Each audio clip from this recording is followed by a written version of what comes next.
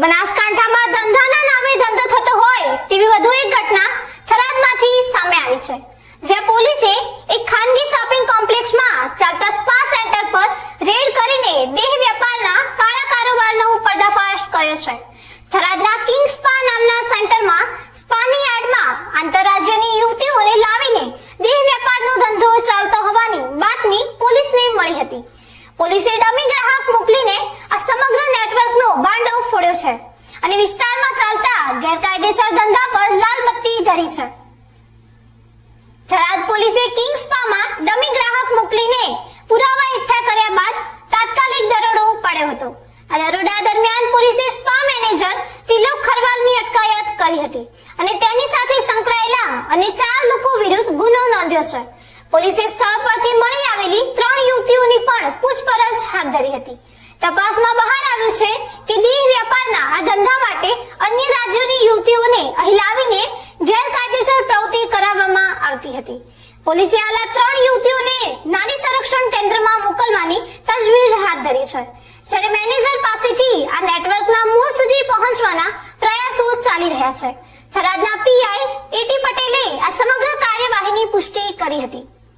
Tharad police વિસ્તારમાં Bombay market આવેલું છે.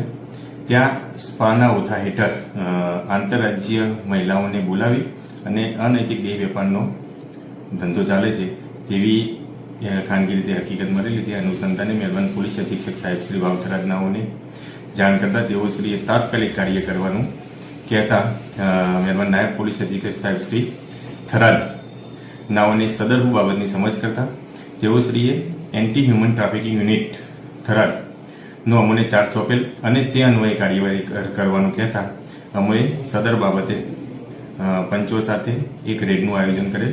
તેમાં ડમી ગ્રાહક મોકલીને બોમ્બે સ્પા છે ત્યાં કિંગ બોમ્બે માર્કેટમાં કિંગ સ્પા કરીને આવેલું છે, ત્યાં પંચો સાથે રેડ કરતા ડમી ગ્રાહક અનૈતિક દેહ વેપાર કરતા સક્સેસ રેડ કરેલી છે. તેની અંદર જે મેનેજર હતો ત્રિલોક કરીને તેની કાયદેસરની અટક કરવામાં આવેલી છે અને પૂછપરછ દરમિયાન જણાવેલું છે કે ત્યાં આવો અનૈતિક દેહ વેપાર થતો હતો.